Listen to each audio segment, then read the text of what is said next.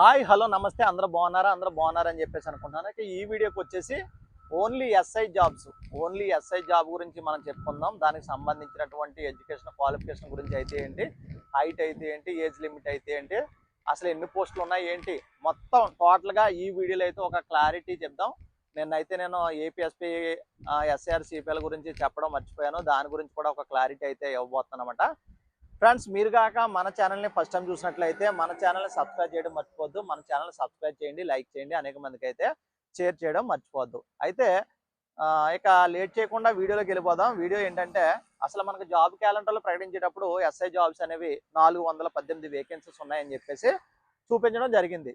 418 vacancies ఉన్నాయని చూపించడం జరిగింది. ప్రజెంట్ వచ్చేసి మనం చూసినట్లయితే 429 పోస్టులు 429 పోస్టులు ఉన్నట్లుగా దానికి సంబంధించి ఈ ఆగస్టు 15న నోటిఫికేషన్ ఇస్తున్నట్టుగా కూడా తెలిసి వస్తుంది అనమాట. ఇందులో ఉన్నటువంటి జాబ్స్ ఏమున్నాయో ఒకసారి మనం చూసినట్లయితే, ఈ sub inspector of police civil, sub inspector of police of civil ఎన్ని ఉన్నాయంటే దగ్గరగా చూసుకున్నట్లయితే ఒక 182 పోస్టులు అవే ఉన్నాయన్నమాట. 182 పోస్టులు అనేవి ఈ సివిల్ ఎస్ఐకి సంబంధించి ఉన్నాయన్నమాట.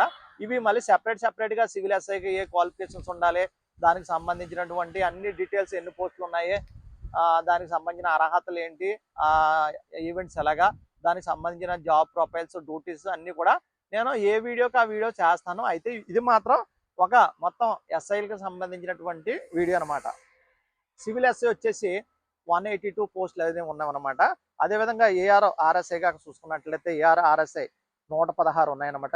ఆర్ఎస్ఐ అదేవిధంగా sub inspector of police communication సంబంధించి 50 పోస్టులు అయితే ఉన్నాయి. Sub inspector of police communication సంబంధించి ఒక 50 పోస్టులు అయితే ఉన్నాయి. అదేవిధంగా ఏపీఎస్పీ ఎస్ఐఆర్ సిపిఎల్ ఆర్ఎస్ఎస్ వచ్చేసి ఒక 71 పోస్టులు అయితే ఉన్నాయన్నమాట. 71 పోస్టులు అయితే ఉన్నవి. ఇంకా మనం పీటీఓకి సంబంధించినటువంటి ఆర్ఎస్ఏగా ఉంది. పీటీఓకి సంబంధించి ఈ పీటీఓకి సంబంధించిన ఆర్ఎస్ఏలు కూడా ఒక 10 వేకెన్సీస్ అయితే ఉండడం జరిగింది అనమాట. 10 వేకెన్సీస్ ఉండడం జరిగింది. ఇందులో మనం చూసుకున్నట్లయితే ఎడ్యుకేషన్ క్వాలిఫికేషన్ ఫస్ట్ స్టెప్, దేనికైనా సరే ఎడ్యుకేషన్ క్వాలిఫికేషన్ చూస్తారన్నమాట. దానికి గాక చూస్తే ఏదైనా గుర్తింపు పొందినటువంటి యూనివర్సిటీ నుంచి డిగ్రీ అనేది పొంది ఉండాలన్నమాట. ఎస్ఐకి సంబంధించి మ్యాక్సిమం ఫస్ట్ డిగ్రీ అనేది ఉండాలండి. ఏ డిగ్రీ అయినా సరే ఒక డిగ్రీ అనేది ఉండాలి. ఎంటెక్, బీటెక్, బిఏ, బిఎస్సి ఇటువంటి మొత్తం అన్ని డిగ్రీ ఉండాలి. ఇక ఏజ్ రిలాక్సేషన్ వచ్చేసి సాధారణంగా ఎస్ఐకి వస్తే 21 సంవత్సరాల నుంచి 25 సంవత్సరాలు ఉండేది అనమాట. 21 సంవత్సరాల నుంచి 25 సంవత్సరాలు ఉండేది. 2018లో ఒక 2 ఇయర్స్ ఏజ్ రిలాక్సేషన్ ఇవ్వడం జరిగింది. అదేవిధంగా 2022లో కూడా ఒక 2 ఇయర్స్ ఏజ్ రిలాక్సేషన్ ఇవ్వడం వల్ల ప్రజెంట్ వచ్చి ఓసీ అభ్యర్థులకు వస్తే ఒక 21 నుంచి 29 సంవత్సరాల వరకు ఏజ్ రిలాక్సేషన్ అనేది ఉండడం జరిగింది. ఇక ఎస్సీ, ఎస్టీ, బీసీ, ఈడబ్ల్యూఎస్ అభ్యర్థులు ఎవరైతే ఉన్నారో వీళ్ళకి వయో సడలింపులో 5 ఇయర్స్ ఏజ్ అనేది ఇవ్వడం జరిగింది. ఇంకా సర్వీస్ కానిస్టేబుల్స్ ఎవరైతే ఉన్నారో వాళ్ళ సర్వీస్లో కూడా ఒక 5 ఇయర్స్ ఏజ్ రిలాక్సేషన్ అనేది ఇవ్వడం జరుగుతుంది. ఎక్స్ సర్వీస్ మెన్స్ ఎవరైనా ఉంటే వాళ్ళకి 3 ఇయర్స్ ఏజ్ రిలాక్సేషన్ అనేది ఇవ్వడం జరుగుతుంది. ఈ విధంగా ఏజ్ రిలాక్సేషన్ విషయం అయితే ఇది. ఇక హైట్ వచ్చేసి 167.6 సెంటీమీటర్స్ అయితే ఉండాలి. మహిళా అభ్యర్థులు అయితే 152.5 సెంటీమీటర్స్ అయితే ఉండాలి. ఇది దీనికి సంబంధించినటువంటి. ఇంకా దీనిలో సంబంధించి 3 ఈవెంట్స్ ఉంటాయి. ఈ 3 ఈవెంట్స్ కూడా 1600 మీటర్స్ కంపల్సరీగా అది క్వాలిఫై అవ్వాలి. అదే ఏపీఎస్పీ ఎస్ఐఆర్ సిపిఎల్ లాంటివి 3 ఈవెంట్స్ కూడా క్వాలిఫై అవ్వాలి. ఆ 3 ఈవెంట్స్ నుంచి వచ్చేటువంటి ఆ గ్రౌండ్ మార్క్స్ని బట్టి ఆ ఉద్యోగం అనేది కేటాయించడం జరుగుతుంది.